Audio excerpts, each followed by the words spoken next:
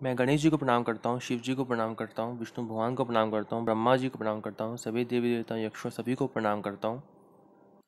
प्रहलाद नारद पराशर पुंडरीक व्यासाम्बरीश शुक शौनक भीष्म दाल्यभ्यान रुक्मांगद अर्जुन विभीषण आदीन पुण्यानि मान परम भागवतान स्मरामि।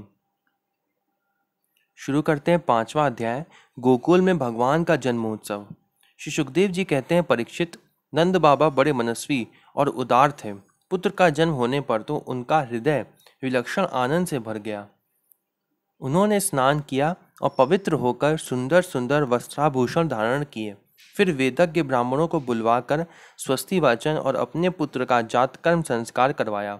साथ ही देवता और पितरों की विधि पूर्वक पूजा भी करवाई। उन्होंने ब्राह्मणों को वस्त्र और आभूषणों से सुसज्जित 2 लाख गौएं दान की। रत्नों और सुनहले वस्त्रों से ढके हुए तिल के 7 पहाड़ दान किए।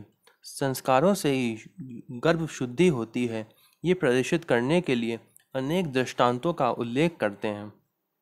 समय से नूतन जल, अशुद्ध भूमि आदि, स्नान से शरीर आदि, प्रक्षालन से वस्त्र आदि, संस्कारों से गर्भ आदि, तपस्या से इंद्रियादि, यज्ञ से ब्राह्मण आदि, दान से धन धान्य आदि और संतोष से मन आदि द्रव्य शुद्ध होते हैं, परंतु आत्मा की शुद्धि तो आत्मज्ञान से ही होती है। उस समय ब्राह्मण, सूत, मागध और वंदीजन मंगल में आशीर्वाद देने तथा स्तुति करने लगे। गायक गाने लगे, भेरी और दुंदुभियां बार बार बजने लगीं। ब्रजमंडल के सभी घरों के द्वार, आंगन और भीतरी भाग झाड़ बुहार दिए गए। उनमें सुगंधित जल का छिड़काव किया गया। उन्हें चित्र विचित्र ध्वजा, पताका, पुष्पों की मालाओं, रंग बिरंगे वस्त्र और पल्लवों के वंदनवारों से सजाया गया। गाय, बैल और बछड़ों के अंगों में हल्दी तेल का लेप कर दिया गया और उन्हें गेरू आदि रंगीन धातुएं, मोरपंख, फूलों के हार, तरह तरह के सुंदर वस्त्र और सोने की जंजीरों से सजा दिया गया। परीक्षित, सभी ग्वाल बहुमूल्य वस्त्र, गहने, अंगरखे और पगड़ियों से सुसज्जित होकर और अपने हाथों में भेंट की बहुत सी सामग्रियां ले लेकर नंद बाबा के घर आए। यशोदा जी के पुत्र हुआ है, यह सुनकर गोपियों को भी बड़ा आनंद हुआ। उन्होंने सुंदर सुंदर वस्त्र, आभूषण और अंजन आदि से अपना श्रृंगार किया। गोपियों के मुख कमल बड़े ही सुंदर जान पड़ते थे। उन पर लगी हुई कुमकुम ऐसी लगती थी मानो कमल की केसर हो। उनके नेतम बड़े बड़े थे। वह भेंट की सामग्री ले लेकर जल्दी जल्दी यशोदा जी के पास चली। उस समय उनके पयोधर हिल रहे थे। गोपियों के कानों में चमकती हुई मणियों के कुंडल झिलमिला रहे थे। गले में सोने के हार, हेकल या हेमुल जगमगा रहे थे। वह बड़े सुंदर सुंदर रंग बिरंगे वस्त्र पहने हुए थी। मार्ग में उनकी चोटियों में गूंथे हुए फूल बरसते जा रहे थे। हाथों में जड़ाऊ कंगन अलग ही चमक रहे थे। उनके कानों के कुंडल, पयोधर और हार हिलते जाते थे। इस प्रकार नंद बाबा के घर जाते समय उनकी शोभा बड़ी अनूठी जान पड़ती थी। नंद बाबा के घर जाकर वह नवजात शिशु को आशीर्वाद देती, ये चिरजीवी हो भगवान, इसकी रक्षा करो, और लोगों पर हल्दी तेल से मिला हुआ पानी छिड़क देती तथा ऊंचे स्वर से मंगलगान करती थीं। भगवान श्री कृष्ण समस्त जगत के एकमात्र स्वामी हैं। उनके ऐश्वर्य, माधुर्य, वात्सल्य सभी अनंत हैं। वह जब नंद बाबा के व्रज में प्रकट हुए, उस समय उनके जन्म का महान उत्सव मनाया गया। उसमें बड़े बड़े विचित्र और मंगलमय बाजे बजाए जाने लगे। आनंद से मतवाले होकर गोपगण एक दूसरे पर दही, दूध, घी और पानी उड़ने लगे। एक दूसरे के मुंह पर मक्खन मलने लगे और मक्खन फेंक फेंक कर आनंदोत्सव मनाने लगे। नंद बाबा स्वभाव से ही परम उदार और मनस्वी थे। उन्होंने गोपों को बहुत से वस्त्र, आभूषण, गौएं दी। सूत, मागध, वंदीजनों, नृत्य, वाद्य आदि विद्याओं से अपना जीवन निर्वाह करने वालों तथा दूसरे गुणीजनों को भी नंद बाबा ने प्रसन्नतापूर्वक उनकी मुंह मांगी वस्तुएं देकर उनका यथोचित सत्कार किया। यह सब करने में उनका उद्देश्य यही था कि इन कर्मों से भगवान विष्णु प्रसन्न हो और मेरे इस नवजात शिशु का मंगल हो।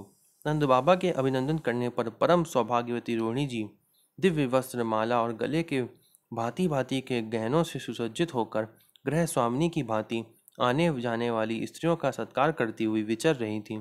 परीक्षित उसी दिन से नंद बाबा के व्रज में सब प्रकार की रिद्धि सिद्धियां अटखेलियां करने लगीं और भगवान श्री कृष्ण के निवास तथा अपने स्वाभाविक गुणों के कारण वह लक्ष्मी जी का क्रीड़ा स्थान बन गया। परीक्षित, कुछ दिनों के बाद नंद बाबा ने गोकुल की रक्षा का भार तो दूसरे गोपों को सौंप दिया और वे स्वयं कंस का वार्षिक कर चुकाने के लिए मथुरा चले गए। जब वसुदेव जी को यह मालूम हुआ कि हमारे भाई नंद जी मथुरा में आए हैं और राजा कंस को उसका कर भी दे चुके हैं, तब वे जहाँ नंद बाबा ठहरे हुए थे वहाँ गए। वसुदेव जी को देखते ही नंद जी सहसा उठ खड़े हो गए, मानो मृतक शरीर में प्राण आ गए हों। उन्होंने बड़े प्रेम से अपने प्रियतम वसुदेव जी को दोनों हाथों से पकड़कर हृदय से लगा लिया। नंद बाबा उस समय प्रेम से विह्वल हो रहे थे। परीक्षित, नंद बाबा ने वसुदेव जी का बड़ा स्वागत सत्कार किया। वे आदरपूर्वक आराम से बैठ गए। उस समय उनका चित्त अपने पुत्रों में लग रहा था।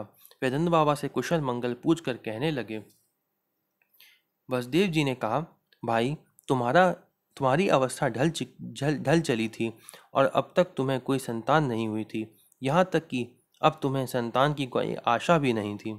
ये बड़े सौभाग्य की बात है कि अब तुम्हें संतान प्राप्त हो गई।